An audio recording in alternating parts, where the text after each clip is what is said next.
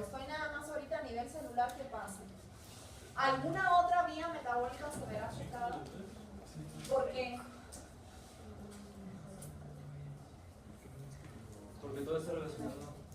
¿Pero por qué se verá afectado el ciclo de Krebs? Fíjense. Al complejo 1 de la cadena le llega el NADH, ¿sí o no?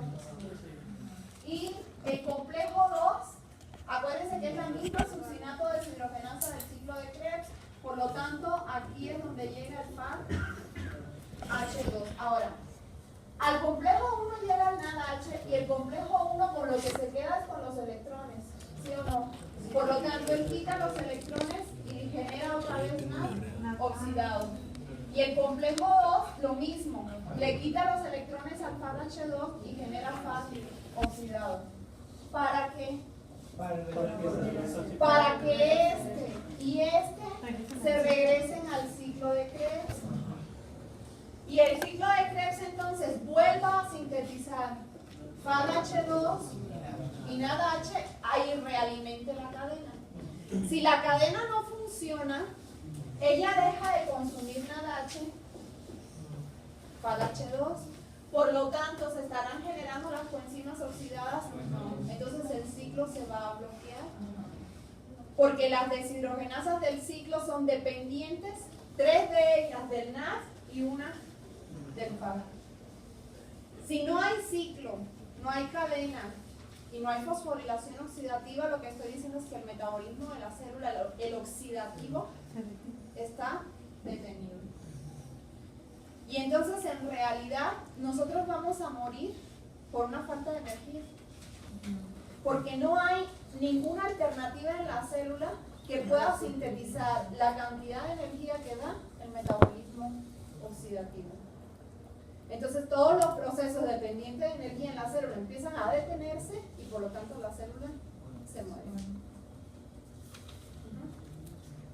Algo parecido sucedería si estamos en hipoxia. No más que ahí, en vez de que haya algo bloqueando, si no hay oxígeno, la cadena funciona. Si no funciona la cadena, no hay fosforilación oxidativa, el ciclo de Krebs inhibe todo, el metabolismo oxidativo se inhibe y por lo tanto la hipoxia en realidad nos mata por un déficit de ATP. Porque el oxígeno nosotros lo necesitamos para poder sintetizar ATP. ¿Ok?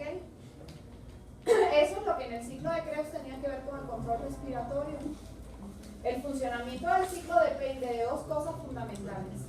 Número 1, lo que llega al ciclo, es decir, que haya acetilcoenzima A para que el ciclo pueda arrancar. Y número 2, que la cadena y la fosforilación oxidativa estén funcionando. Esas son las dos cosas que van de alguna manera a controlar el funcionamiento del ciclo de Krebs. ¿Alguna otra pregunta de cadena?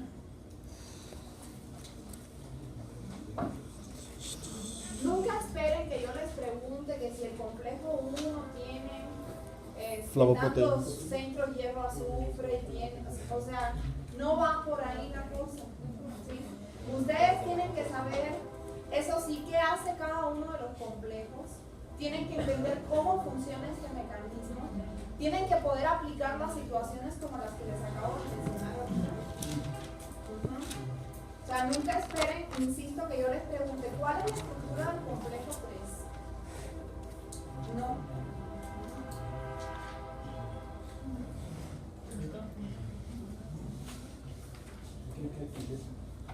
Dentro de los carbohidratos son los monosacáridos. Como mismo en las proteínas teníamos que la unidad básica de las proteínas es un aminoácido, ¿sí? Cuando se unen dos aminoácidos se forman un tripéptido.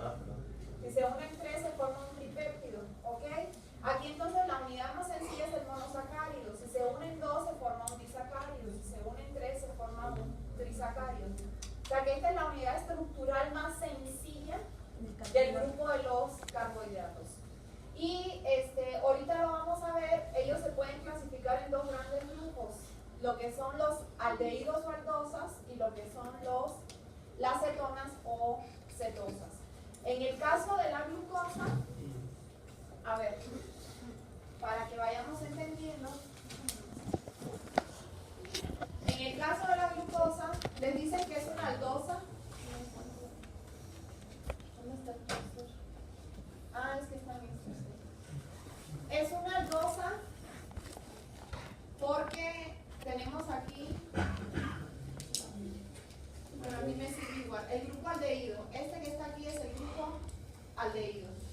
el carbono unido con doble enlace al oxígeno y un hidrógeno viene siendo el grupo funcional que se conoce como aldehídos. No hay otra cosa. El agresivo. Acá está. Este sería el grupo aldehídos. Entonces, todos los carbohidratos que tengan este grupo funcional se van a conocer como aldehídos o aldosas. Y siempre se encuentra en el carbono 1. ¿Ok? ¿Qué otra nomenclatura vamos a utilizar para los carbohidratos? Los vamos a nombrar dependiendo del número que ellos tienen en cuanto a átomos de carbono. Por ejemplo, la glucosa tiene 6 átomos de carbono, por lo tanto ella es una hexosa. ¿Sí? Y yo puedo combinar las dos nomenclaturas y decir que ella es una aldohexosa, es decir, es un aldehído de 6 átomos de carbono. Por eso les dicen que es una aldohexosa. ¿Me pasas a la anterior? Esta conformación que nosotros vamos a ver aquí, que se llama un anillo de Pirano, la vamos a manejar mucho porque resulta que los monosacáridos cuando están en agua, ellos no están lineales, sino que tienden a formar estructuras cíclicas. Entonces, en realidad en el libro ustedes van a ver que todas las reacciones que veamos respecto a lo que son los carbohidratos, siempre se los van a representar así, en la forma cíclica. Porque esa es la que realmente existe en la célula, porque nuestra célula tiene un medio acuoso. Fíjense que aquí básicamente lo que está ocurriendo es que reacciona el carbono 1 con el 5, o sea, este carbono 1 reacciona con el carbono 5 y se forma esta estructura cíclica donde el carbono 1 y el carbono 5 están compartiendo esto que ustedes ven aquí, no es una bolita, es un átomo de oxígeno. O sea, ellos se unen compartiendo un átomo de oxígeno y el carbono 6 en este caso queda por fuera de la estructura cíclica. Y a esta estructura se le conoce como un anillo de Pirano. Vamos a ver que también hay uno de furano, pero los que tienen 5 átomos de carbono dentro de la estructura cíclica se conocen como anillos de Pirano. Y esta es la proyección, o sea, la estructura más utilizada para trabajar con lo que son los carbohidratos. Los monosacáridos pueden tener isomería. ¿De qué tipo? Isomería óptica, que es cuando tenemos isómeros del tipo L o isómeros del tipo D.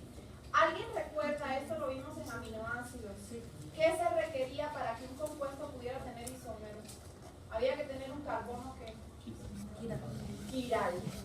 Había que tener un carbono quiral, que era un carbono que tenía 4 grupos diferentes. ¿Qué pasa en los carbohidratos? Que si ustedes se fijan, los carbohidratos pueden tener más de un carbono quiral. Aquí estamos hablando de este. Fíjense que lo que hay enlazado a este carbono, los 4 grupos son diferentes. Ahora, si yo tomo este, arriba tengo esto, a la derecha hidrógeno, izquierda hidroxilo y abajo todo esto. Entonces este carbono número 4 también puede ser un carbono quiral. Entonces, a lo que voy es que en potencia los monosacáridos podrían tener isomería óptica en más de uno de los carbonos. Para resolver este problema de cuándo vamos a saber si es L o D, porque tenemos más de un carbono quiral, se toma como referencia el carbono quiral más alejado del grupo funcional. El grupo funcional es este, ¿sí o no? Que es el que hace que esto sea un aldehído. El carbono quiral más alejado del grupo funcional es este, el 5. Entonces, en el carbono 5, estoy hablando para el caso específico de la glucosa, en otros va a estar en otro carbono, porque unos tienen, a lo mejor tienen nada más 4 átomos de carbono, otros tienen 7. Pero siempre tengo que buscar el carbono quiral más alejado del grupo funcional. ¿Ok? ¿Sí me entienden eso? Si el grupo, aquí se toma como referencia el grupo hidroxilo. Si el grupo hidroxilo está hacia la izquierda, esto es isómero L. Si el grupo hidroxilo está hacia la derecha, esto es isómero D. Se toma así porque en los carbohidratos hay un compuesto que es el que se utiliza como referencia, que es el que ustedes tienen acá, que es el gliceraldehído.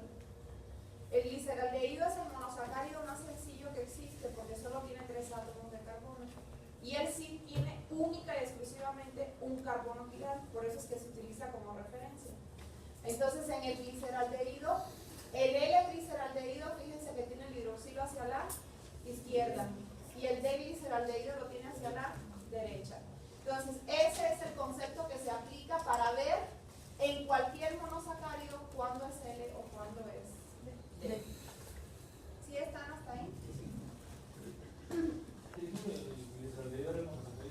Más sencillo que existe. Átomos de carbono los vamos a llamar piranos o piranosas. Y los que cuando se cierran quedan 4 átomos de carbono se les llama furanos o furanosas.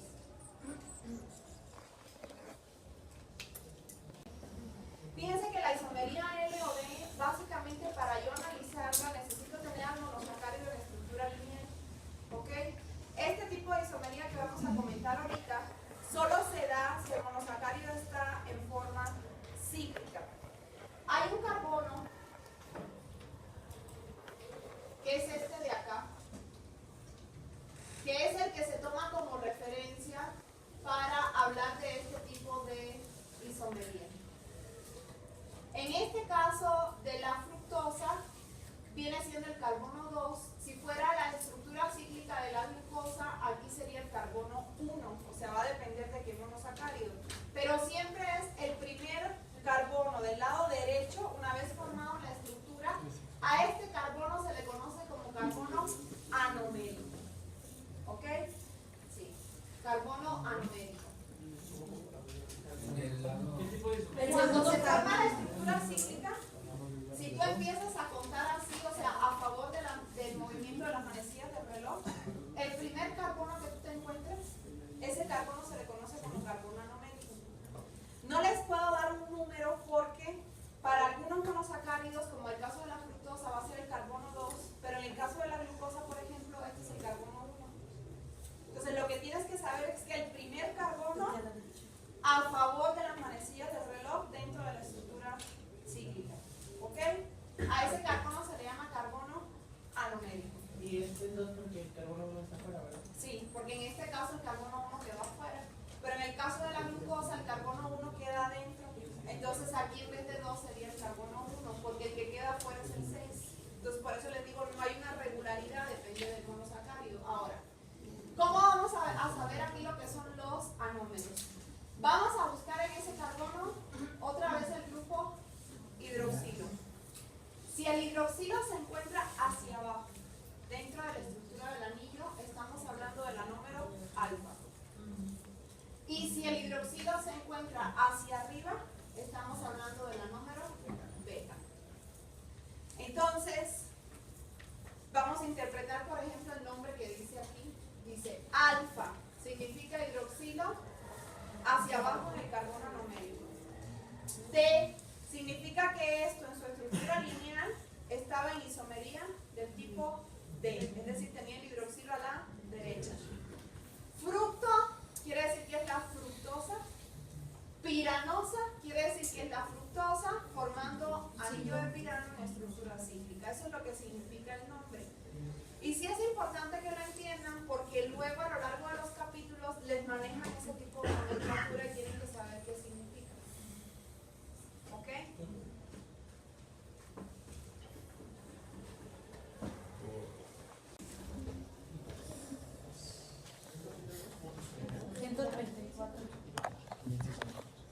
Miren, ya hablamos de anómeros que solo se dan en estructura cíclica. Hablamos de los isómeros ópticos L o D, que les dije que se daban en el carbono asimétrico o carbono quiral más lejano del grupo funcional. ¿Sí? Ahora, ya les había dicho yo que los monosacáridos tienen otros átomos de carbono que también son quirales o asimétricos, o sea, donde el hidroxilo también puede cambiar de posición. Cuando ese hidroxilo cambia de posición, ya no le vamos a llamar isómero L o D, le vamos a llamar entonces epímero. O sea, los epímeros son cuando el grupo hidroxilo cambia de posición en cualquiera de los carbonos asimétricos que no sea el carbono de la isomería óptica. ¿Sí entienden o no?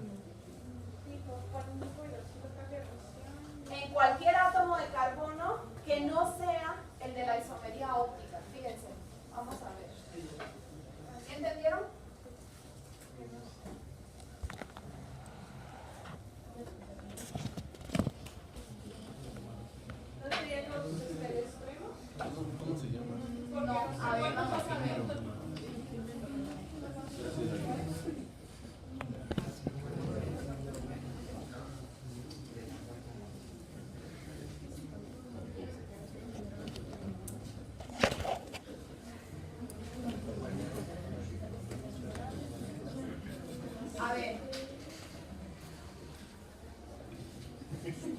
Esta sería la estructura de la glucosa, ¿sí? La isomería óptica está aquí, ¿sí?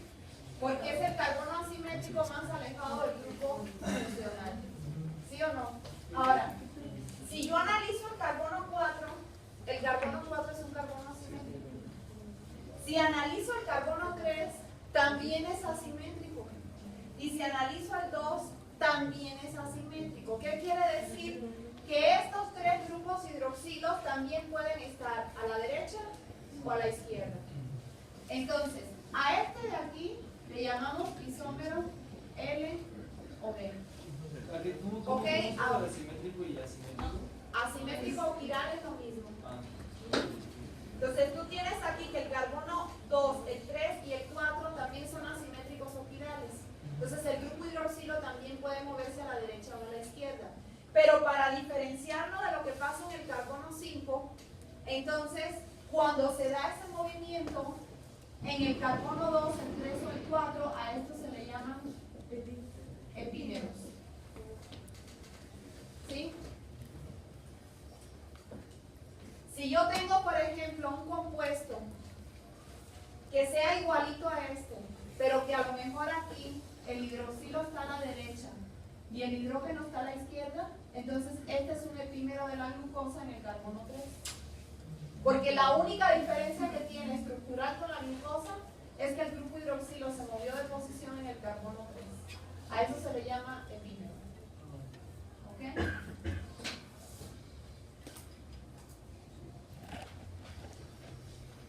Bueno, vamos a ir con monosacáridos. Fíjense que los monosacáridos son importantes.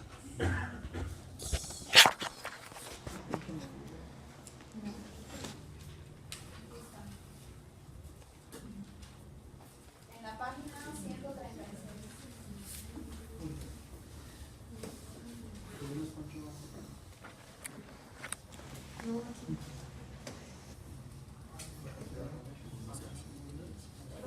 En la página 5.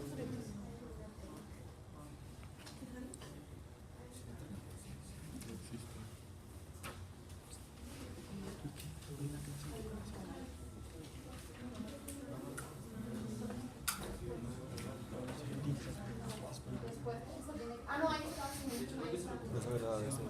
Me interesa lo que está en el medio. Ok, miren. No. Ahí donde se marcó. Miren. Como mismo cuando dos aminoácidos se unían al enlace, nosotros le llamamos enlace peptídico. Aquí también los monosacáridos se van a poder unir entre sí. Y el enlace que los une se llama enlace glucosídico. Se le conoce como O-glucosídico porque los dos monosacáridos se unen compartiendo un átomo de oxígeno. Fíjense. Aquí lo tendríamos. Este carbono que está aquí en este caso es el carbono anomérico, ¿sí o no? En este caso era un anómero que, si el hidroxilo estaba para abajo, anómero alfa. El grupo hidroxilo del carbono anomérico del primer monosacárido reacciona con un grupo hidroxilo del segundo monosacárido. Y la reacción entre esos dos grupos hidroxilo genera lo que se conoce como un enlace ¿qué? Glucosídico, donde ambos átomos de carbono quedan unidos entre sí compartiendo un átomo de oxígeno. ¿Qué se liberará ahí? ¿Agua? Se libera agua, porque el hidroxilo de aquí pierde el hidrógeno, ¿sí o no? Y el hidroxilo de acá pierde también el hidrógeno y uno de los dos pierde también su oxígeno. Entonces dos hidrógenos y un oxígeno forman una molécula de agua. O sea, siempre que se forma enlace glucosídico, se forma una molécula de agua. Y siempre la reacción se da entre el hidroxilo del carbono anomérico del primer monosacárido y un hidroxilo del segundo monosacárido. Ahí puede variar la posición. ¿Ok? Vamos a leer la nomenclatura para que entiendan. Fíjense, dice O se refiere a que están enlazados por un enlace O glucosídico. Alfa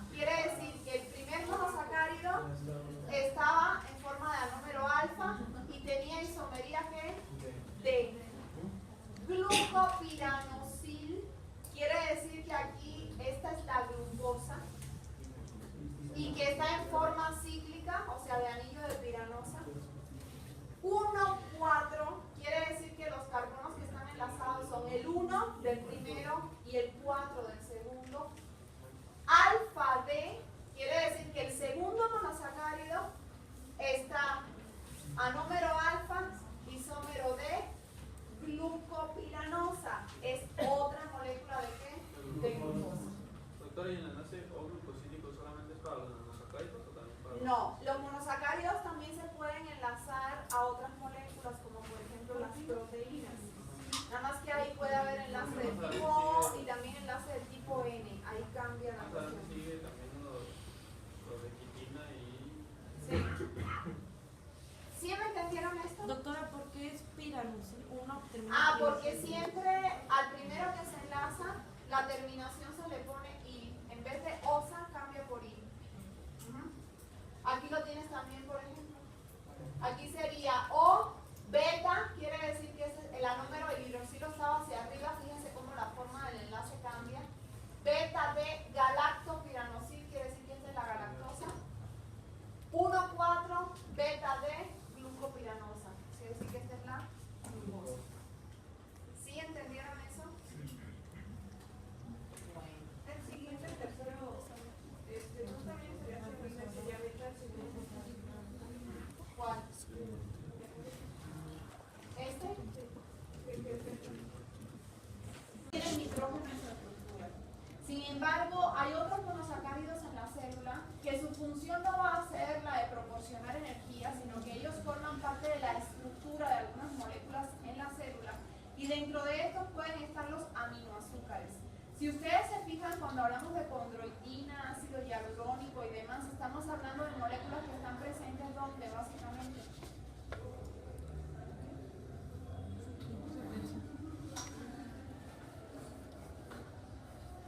¿Para qué toman? Ahí les están poniendo, por ejemplo, que la glucosamina es parte del ácido hialurónico.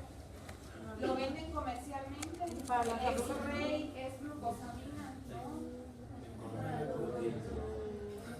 En los cartílagos de las articulaciones están muy presentes estos aminoácidos, ¿sí? No me digan que nunca han escuchado de la glucosamina, porque hay, ahora sí que N cantidad de comerciales en materia al respecto. Bueno, estos aminoazúcares están presentes en varias de las estructuras que forman lo que son las articulaciones, y por lo tanto tienen una función básicamente estructural. Entonces tenemos que conocer que aparte del clásico monosacárido hay algunas modificaciones de ellos. En este caso la modificación consiste en que se ha introducido un grupo amino a la estructura del monosacárido, y estos particularmente van a ser muy importantes para formar moléculas que están presentes en ciertas regiones, como es el caso, por ejemplo, de las articulaciones. La maltosa, la sacarosa y la lactosa van a ser disacáridos importantes. Los disacáridos van a ser azúcares compuestos por dos residuos de monosacáridos que van a estar unidos por un enlace glucosídico, como se ve aquí. Este enlace glucosídico que une a los dos monosacáridos. Los disacáridos más importantes en el aspecto fisiológico van a ser la maltosa, la sacarosa y la lactosa. Aquí tenemos, también nos decía que la hidrólisis de la sacarosa iba a ser una mezcla de glucosa y de fructosa que iba a ser denominada un azúcar invertido. Esto se debía porque la fructosa iba a ser fuertemente levorotatoria, esto quiere decir que se orientaba hacia la izquierda, y iba a cambiar o invertir la acción rotatoria más débil de la sacarosa. Y es lo que les comenté, lo que te comentaba a ti, o sea que en vez de que el carbono numérico esté como está normalmente a la derecha, está hacia la izquierda, por eso le llaman azúcar invertido. Efectivamente, y de esos tres, los que pueden ser más familiares para ustedes como disacáridos son la sacarosa, que ya les comenté que es el azúcar común, y la lactosa, que es el azúcar de la leche, es el azúcar de la leche, y ellos dos son disacáridos. Bueno, aquí tenemos algunos. Regiones donde tengo ramificaciones, o sea, está la cadena lineal, pero hay ramificaciones. Si las ven ahí que está saliendo una rama, esas regiones se les conocen como amilopectina. Pero cuando yo rompo todos esos enlaces, lo que voy a obtener es glucosa. El almidón es glucosa. Por eso muchos dicen que el almidón viene siendo equivalente a lo que sería el glucógeno. O sea, el glucógeno es nuestro polímero de reserva de glucosa, y el almidón es el polímero de reserva de glucosa, pero en vegetales. La papa tiene elevado contenido, básicamente es almidón y agua. Luego nos dice que el índice glucémico de un alimento feculento, Dependiendo de cómo se unan y a qué se unan. Y son todos los ejemplos que estamos dando en este caso. Por ejemplo, de polisacáridos donde hay ácido urónico, el clásico ejemplo es el ácido hialurónico, que a lo mejor muchos de ustedes lo han oído mencionar. Sí, tiene funciones específicas en el cuerpo y desde el punto de vista de cosmetología lo utilizan porque supuestamente atrae mucha agua. Entonces ayuda a mantener un cierto grado de hidratación, al menos en teoría. Y hay otras asociaciones que son las que ellos les están mencionando, que van a dar origen a compuestos muy específicos dentro del organismo. Ajá. Entonces necesitan realizar esto con calma para poder ver cuáles son todas las variantes, dependiendo de a quién se unen los monosacáridos. Ya por último tenemos que los carbohidratos también se van a encontrar en las membranas celulares y en las lipoproteínas. Nos decía que alrededor del 5% del peso de las membranas celulares iban a estar conformados por los carbohidratos en glucoproteínas y en glucolípidos. El 1 bombea 4, el 2 no bombea, el 3 también bombea 4 y el 4 bombea 2. Esto me da 10 protones hidrógeno. ¿Sí? Si los electrones entraron provenientes del NADH, porque si los electrones que entraron son los del FADH2, entonces solamente serían ¿cuántos? 6 protones hidrógeno. Esa es la razón por la cual el NADH, los electrones del NADH me permiten sintetizar 2.5 moléculas de ATP. Y los del FADH2 solamente 1.5 moléculas de ATP. ¿Por qué?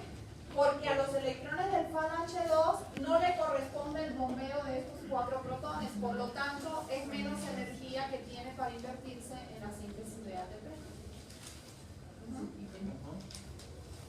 ¿Sí te quedó claro eso? Entonces son 10 si hablamos de 2 electrones que estén entrando al complejo 1. ¿Qué más? ¿Alguien tiene alguna otra?